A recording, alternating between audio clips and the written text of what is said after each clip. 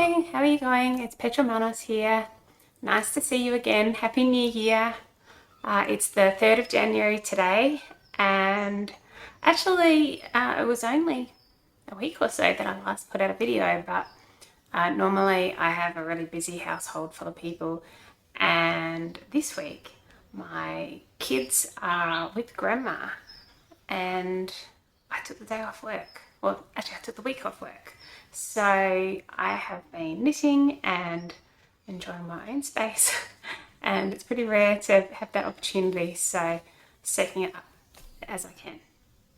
And I thought I'd put together a podcast episode because I've been working a lot on my knitting, and I have a lot of progress to show you.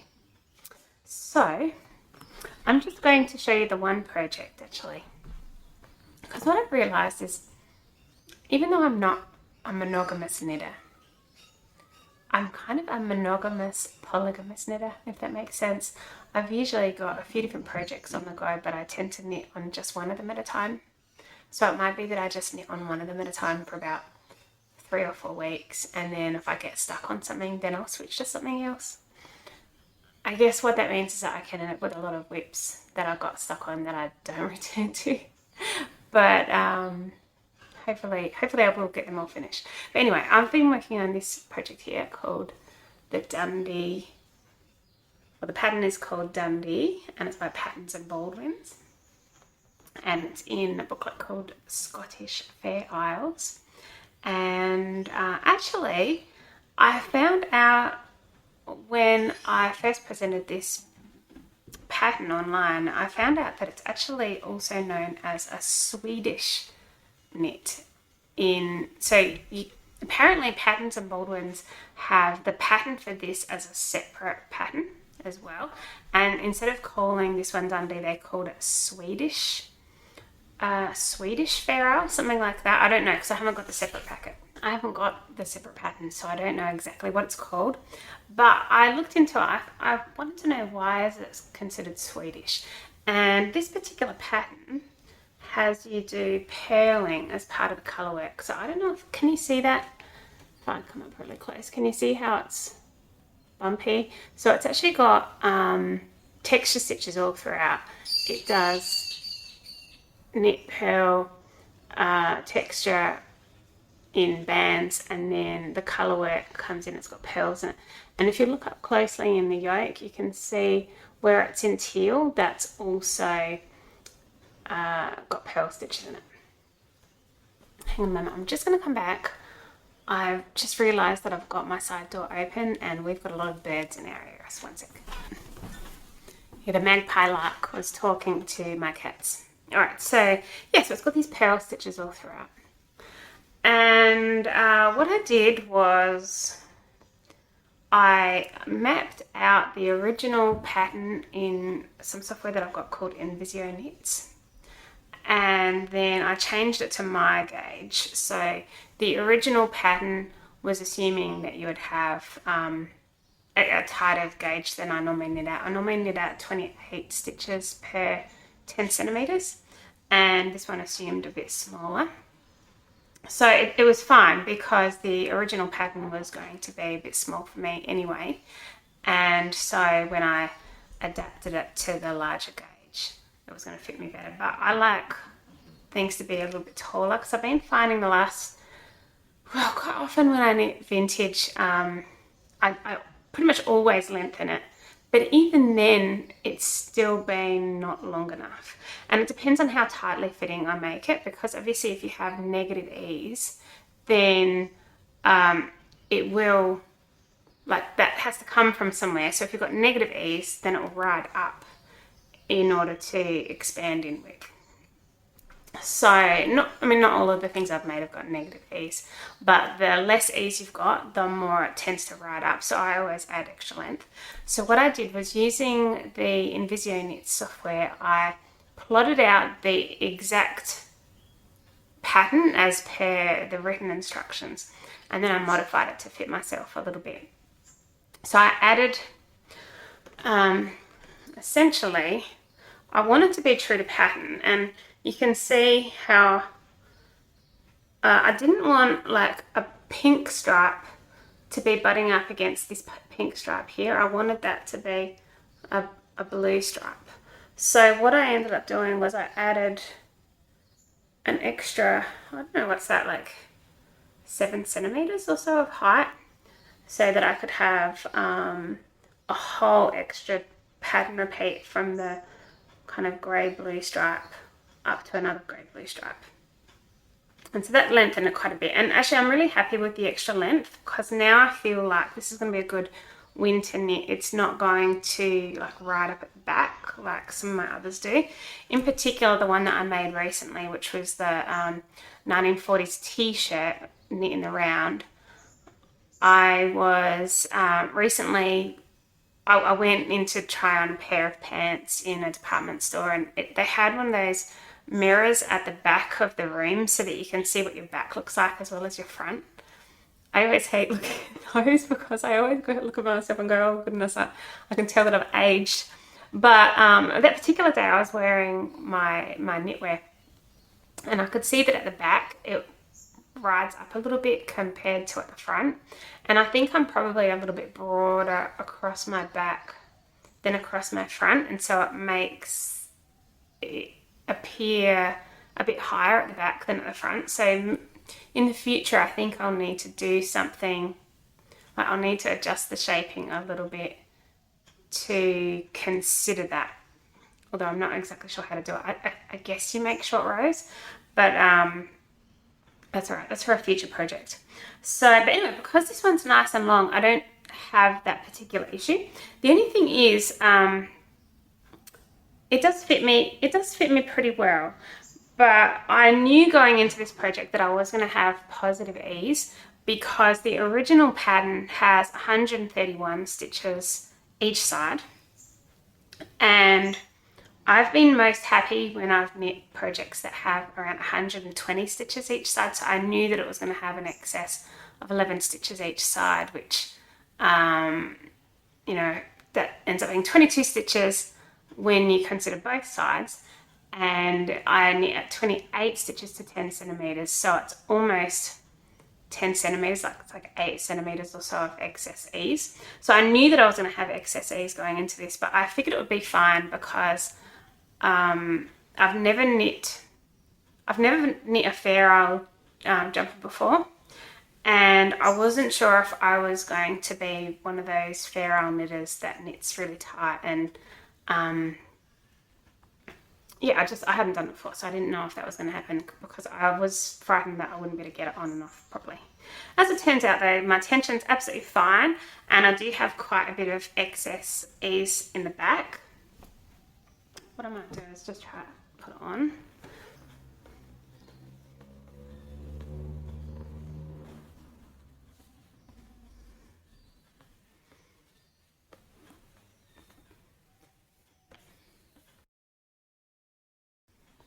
Alright, so this is what it looks like in the front, and it does not at all go with my pants. But in the back you can see there's quite a bit of room there in the back. So next time I'm going to, and in particular around my waist, I realised that I do actually have a waist, even though I keep thinking that I don't. I do actually have a waist, and so I can take in that fabric, and I've calculated that next time I think I'll actually take out a full 10 centimeters in the slimmest part and 5 centimeters in the bottom and top.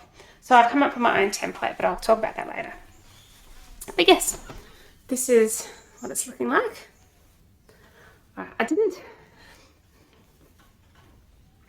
do up the buttons or anything like that just now, but I do have, I've been watching Emily Kate Made This, and in her design, well, not her designs, but in her knitting, she tends to do the buttons on the side of the shoulder instead of at the back.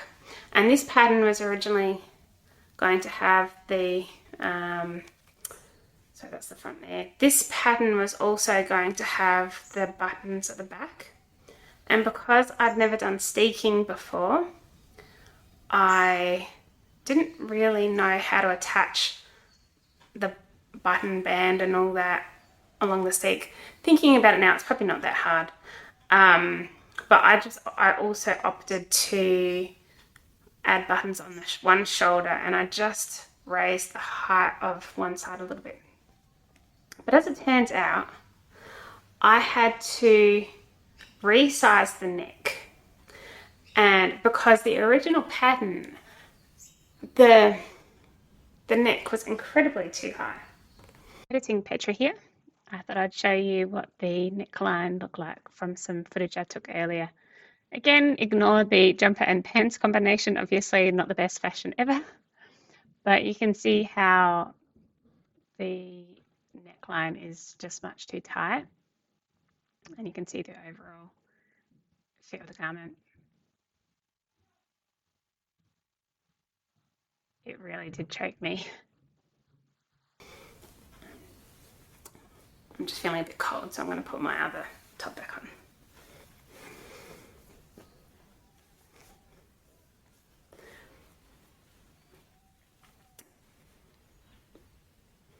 Yeah, the original neck before was incredibly too tight, and it was like the buttons were literally going up to here, and it felt like it was choking me.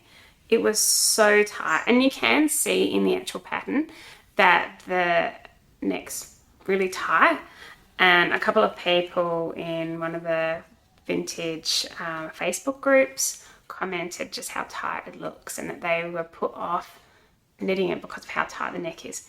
But I figure you can always just knit it less tight. But anyway, that said, I still did knit it a bit too tight. So what I ended up doing, because I steeked this, so I steeked the armholes, and I'm so happy with this Shetland wool because I've been putting this on and off. All I have secured this with is needle felting. I haven't done a crochet or a sewn reinforcement or anything like that. All I did was needle felt it, and I've been putting this on, putting it off, and I'm not worried about it. It's just fantastic. Editing Petra here again. This is what it looks like when you needle felt your steek before you cut it. Just felting down at the bottom of the steek. I did actually do all of it, but I just cut that out, and at the top, just before cutting. And what you'll see is when I start to peel it back in a moment, the yarn underneath this steek line will be all fuzzy because I've felted it all the way down. And can you see where it's all fuzzy like that? That prevents it from coming undone. You can see it's actually stuck to the foam. So anyway, so I steeked the armholes. I steeked the neck just at the front part here. But then when I tried it on, like I said, it was like, so, because I have actually sewn up the shoulders already. And yeah, it was just way too tight. So as it turned out, I only had 4 buttons and I had created 5 buttonholes. So I literally just cut extra a bit wider on the sides, cut off one of my buttonholes, and then I picked up stitches around. I'll see if I can show you actually on the inside. So I don't know if you can see, I picked up about 1, 2, 3, 4, about maybe 6 stitches below where I had originally intended to pick up from, because the neck was so tight. So I went down about 6 stitches, and I literally just cut it where I didn't want. I needle felted it first, but then I just cut it where I felt that there was excess fabric and just picked up around that. So that's just been really good. I'm really pleased that you can just do that. Can you see that there's like literally a raw edge on the inside there? There we go, it's in focus now. So that's just a completely raw edge where I just cut it because it wasn't the right shape. Yeah, so I've been really happy with how it's turned out. I found that the actual ferrule knitting part really addictive. I really enjoyed doing that. And there's a few parts in here. I don't know if you can tell, but there's a couple of rows that have 3 colours in a row. So where it has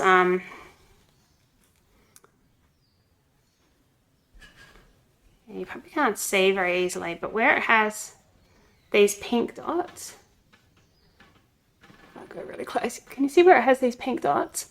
It actually has like a pink dot, and then it has like a grey and this oatmeal colour all in the same row. And similarly, where it's got these teal dots, it's got the teal, oatmeal colour and grey all in the same row. So yeah, there's a few spots where there's actually 3 colours, and I did find that a little bit awkward, especially since this is my first time doing like a ferrule jumper, but I managed to figure it out. I did all right. What I tried to do was, so typically I would, if I was doing any kind of stranded knitting, I mean, I have done stranded knitting before. I did show you the hat a few episodes ago but I haven't really done much stranded knitting. So that was one of my first projects really was stranded. I have done a couple of other things in the past. But I hold the yarn in both hands, so I try to just knit at the same time. But I have been watching old episodes actually of Skein knits, and she was talking about the reason why you have to always keep the same ball of yarn in front, and how it actually distorts the pattern if you switch it around, and you can also get things tangled. So I was paying close attention to always having the same ball of yarn in front, which having on 2 different sides does actually make that a bit easier, but just making sure they don't overlap. I was being quite careful with that this time, and I think that's worked out well, because you can't tell the colour dominance has switched around or anything like that. What else is there to say about it? So, all right, so I'm going to steek to the sides. Because I wanted to be able to try it on for fit straight away, I've seen other people steek, and they steek all the way to the top, all the way to that cast off section at the top. And I thought, well, why do that? Because if you steek all the way to the cast off, you just have to sew that up anyway. So I actually steeked up to 1 row before the cast off, and it was still a perfectly valid sized hole, but now I was able to try it on straight away, and that was really helpful because it took a little while before I had sewn up the shoulders, and that way I was able to immediately test it for fit. Okay, one more extra video. This is what it looks like cutting. Just make sure when you're cutting that you do cut down the center, so make sure you know where the center is. One way that you can do that is you can knit in stripes, or another way is to pre-thread some yarn up the center. And I just cut all the way to 1 stitch before the cast off, so that I didn't cut through the cast off, and then I was able to try it on straight away.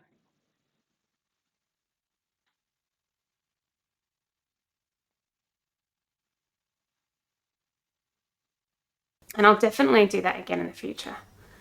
Yeah, so that's the main part of the body. And then since,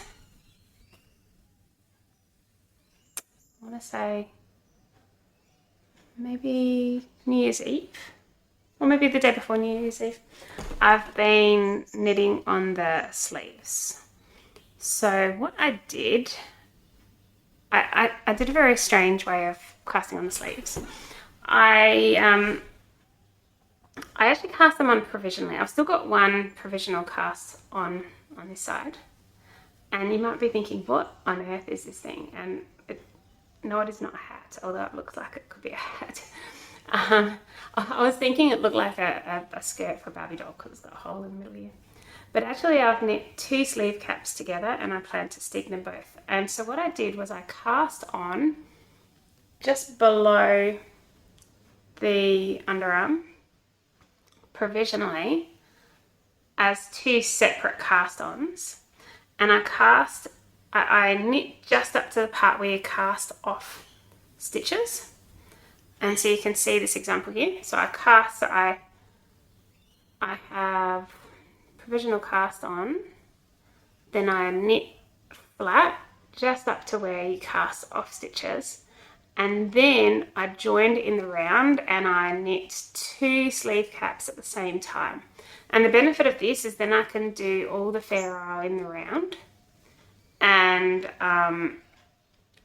I didn't want to do, I don't really like knitting in the round in small circumference. I know you can buy small needles to do that, but I don't really like doing that because I feel that with these diameter of needles, it feels a bit crampy.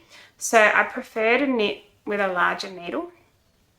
And so what I did was I just knitted 2 sleeve caps together, and I'm knitting the sleeves down from there. So after I finished knitting the sleeve cap all the way to the top with the steek stitches between, I then picked up from where the provisional cast on was, removed the provisional cast on, and then I've been knitting down in the round since then. And to be honest, I think I prefer knitting sleeves flat. I just don't really like small diameter. I hate knitting socks. I don't like small diameter anything really. But essentially with this, you can see what it looks like. It's going to look a bit funny because it's not seamed in yet, obviously, but yeah, that's what it looks like. And I have adapted the pattern. I've decided, instead of, like, the sleeves normally finish here, but since I live in Australia and it's Shetland wool, I don't really see much point in having a short or middle length sleeved Shetland wool jumper because I'm going to want to wear it with long sleeves, and that's going to annoy me having it up to there. And if I wear it with short sleeves, I'm only ever really going to do that in summer or spring, but by that stage it's already sunny, and so it's just going to be too warm. So I'm just going to knit it as full length sleeves. Alright, so the way that I do my provisional cast on is I actually just cast on in waste yarn, and I cast on the number of stitches that I want to knit.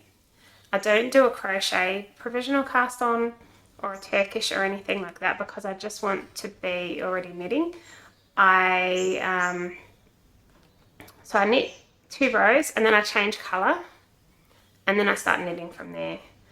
And I'm just experimenting at the moment with, so this one I've got the second colour in knit stitches on the same side, but the other side I had purl stitches on the other side, and that was really easy to undo. I cut off the reason for having the second colour is that you can cut off all of the section that's in the first colour, knowing that you're not going to accidentally cut the correct stitches, and then you just are left with the one row in the other colour, and then you should be able to just pull it. And when I did that with the purl side facing, I was able to just pull that out really easily. I'm not sure if that's going to be the case for the knit side facing, but I wanted to try it both ways because I could never remember which way is the correct way to do it, and I couldn't find any resources on that online. So yeah, I'll let you know. Alright, so yeah, so I'm just knitting down from here. I am starting to feel like it's sleeve island already, and I think I am going to have second sleeve syndrome. I just want to get it done now so that I can move on to my next project. Yeah, well, that's really all I have been working on, but I did start to plan my next project. And so I showed you in the last episode all the different Shetland wool that I had purchased, and something that I like to do is I like to use the same wool for multiple projects with the same size needles, and then I already know what my gauge is because I can measure from a finished garment. And I like to do that because I was actually watching Emily Kate made this podcast, just her most recent one. She was also talking about how she doesn't like to gauge swatch. I don't like to gauge swatch either because I just find that when I'm working with so many stitches, it just, first of all, it just takes ages to do a gauge swatch. But second of all, I find that if I use the same 4-ply yarn, or if I use 4-ply yarn in general, and if I use the same size needles, so I normally do 3.25 millimeters for my body and 2.75 millimeters for my ribbing, it normally comes out to about 28 stitches per 10 centimeters anyway. So I will gauge swatch if I'm knitting something that uses a different weight of yarn. But these days I don't really do that very often. I pretty much just always stick to the same weight of yarn. So it just seems like an extraneous step when I'm already going to get the same outcome. And if I can just use the same yarn and the same needles for several projects in a row, then my previous project already is a gauge swatch. And for me, that saves a lot of time and effort and something that I don't really like to do. So normally what I would do is I would just cast on. I know that for me, I like to have about 120 stitches, so I would normally cast on the project, keeping in mind the number of stitches that I like, and then I just check after I'm a few inches in whether this is still fitting the same way that I would expect. I would typically wash it at that point just to be sure, to make sure it doesn't grow when it's washed, and just go from there. And I'm prepared to frog it back if it's all wrong. But anyway, so I was saying I have got a whole lot of the Shetland wool and I'm planning to use it for another garment, so it'll be the same gauge. And I'll just grab it. And so I used my software in Visio Knits that I had purchased a while back to plot out a all-over Fair Isle vest, which I'm really excited about. It's designed a little bit strange because I did actually take into account how much ease I wanted to remove, and it was going to be about 5 centimeters at the kind of just before you hit the underarms on the back, and then 10 centimeters and then 5. And I created 2 templates for myself. One was where that was all done on the side seams. And then I thought, well, there might be a situation where I want it on the back. So instead of having the decreases on the sides, decreases or increases, depending on which way you go, I might want it on the back for some reason. And then I started playing around with Fair Isle. I started doing a Fair Isle pattern, and I realized actually that when I had the seams on the back, the front then made it just a boxy shape, and it made it a lot easier to plan out a motif because I knew how many stitches I had all the way up. I didn't have to fiddle around with incomplete motifs. So this is what I came up with. So it looks like a really strange shape because you'll see that's the front and that's actually the back, and it's got all of my waist shaping all in the back instead. And what it means is that the seams are going to pull around the sides and are going to be starting kind of in the middle of my back and then moving outwards. But yeah, I'm really enamored. So these are the colours I picked out of my, it's Jamieson and Smith. Oh, do you know what? I never even said what the wool was. It's Jamieson and Smith. I'm using a combination of the 2-ply jumper weight and the 2-ply Supreme, which is the natural wool that's been undyed. And I'm just combining them in the same project. And I'm doing the same here as well. I haven't written down the actual colours that I've decided on for this, although I do have them available. I'll just mention it next time. Yeah, in terms of this project, the one I've been doing, I do have the ball bands here. So I've been using 2008, which is this one here, for the main body. And the pink was a header. Oops, I think it's called, I've got one ball band here. It says 72 mix. I'm not sure if that's the grey or the pink. And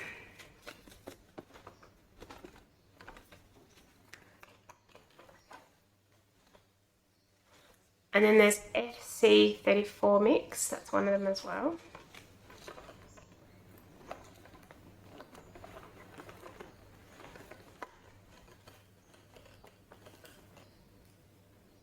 The 72 mix again.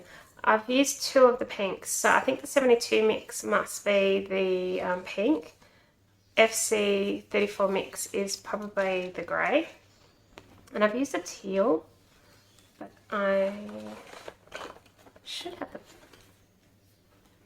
Oh no, the FC34 mix is the teal, and the grey that I've used, the blue grey, is 27 grey. So there we go. I've kept all my ball bands in my project bag. Alrighty. What else might I want to say about this? Yeah, so essentially I've almost finished the sleeves now, and I just feel like I want to knit like the wind because I want to cast on my new project, and I expect it should be finished soon. Yeah, so I'm excited. I'm really looking forward to having this finished. And I definitely see myself knitting more Fair in the future. What I'm planning to do this year, so for me, 2024, I've always loved the look of Fair Isle and other colourwork knits, but I've never really made myself jumpers in that style. And I've been loving looking at Norwegian koftas as well. So there's quite a few different styles of Norwegian kofta. Some of the more common ones is the looser kofta, which is, it literally means like lice, but it's where you've got you're stranding two yarns together and creating dots in the fabric as you go, so you've got double thickness. And but there's a whole lot of other Norwegian designs that I really like, so I've got some books coming as well. Alrighty, well I think that is it for now. I will keep you in the loop with regards to my next project, and yeah, what have you guys been working on over Christmas? Have you been knitting away over Christmas, or have you been going off doing holidays and other things? I'm keen to see what projects you've been working on. I hope you've got some new finished objects. It's been amazing on Facebook. I'm a member of a few Facebook groups, like knitting groups, and some people have done a recap of what they knit. There's a Fair Isle, another colourwork knitting group, and a few kind of Norwegian or Nordic sweater knitting groups that I'm in. And some people have posted, one person, I counted yesterday, 33 separate full-size jumpers with colourwork. I couldn't believe it in 1 year. Unbelievable. Well, I'm happy if I can make one thing a month. Usually, I'm not expecting to now that I'm doing colourwork. Normally it takes me about a month and a half to finish something. So, but with 4-ply yarn and colourwork, it probably end up taking me a couple of months to make anything, I'd say, just because of my work schedule. But hats off to them. Unbelievable. So there's so many nice eye candy to look at the moment in terms of everyone's finished projects. Alright, well, I hope you have a lovely rest of your New Year's period. If you're starting back at work next week, I hope that all goes well. If you've already started back at work, I hope that goes well. Or if you don't work at all, have fun doing whatever you're doing. And I will see you next time. Bye.